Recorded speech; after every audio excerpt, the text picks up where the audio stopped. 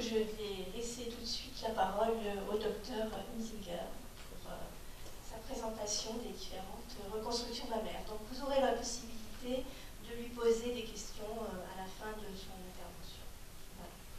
Voilà. Bonne présentation.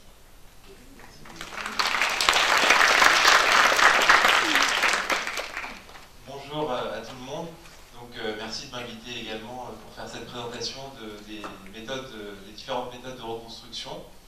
Je voudrais simplement faire un petit point sur ce type de démarche, à savoir s'intéresser, je ne sais pas si on m'entend bien, oui, à savoir s'intéresser à sa reconstruction mammaire et donc essayer de réfléchir aux différentes méthodes possibles et aux méthodes que vous souhaiteriez qu'on réalise chez vous, pour la simple raison que c'est les consultations qui sont les plus intéressantes chez les patientes qui ont été informées, qui ont été justement chercher l'information, par exemple dans des associations aussi sérieuses que celle-ci, qui se donnent du mal pour donner des informations les plus justes possibles, parce que autant le traitement du cancer du sein est une décision absolument oncologique, donc il n'y a pas de réflexion à avoir, hein. Vous écoutez ce que vous dit votre médecin oncologue et votre chirurgien oncologue, autant la décision de faire sa reconstruction, je pense, doit être un choix beaucoup plus personnel.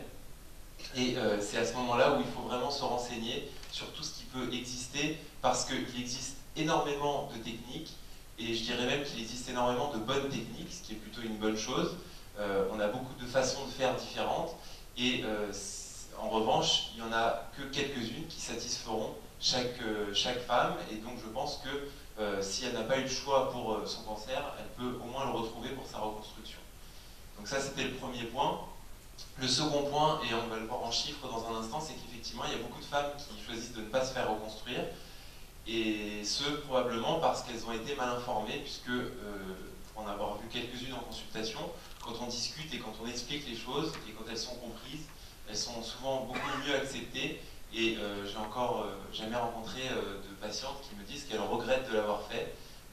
Parfois, elles peuvent regretter d'avoir fait certaines techniques quand vous n'avez pas la connaissance d'autres, ça peut arriver.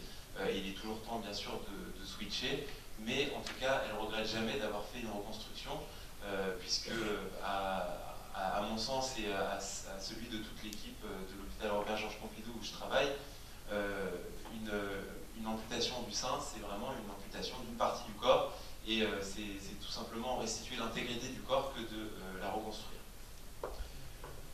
Donc,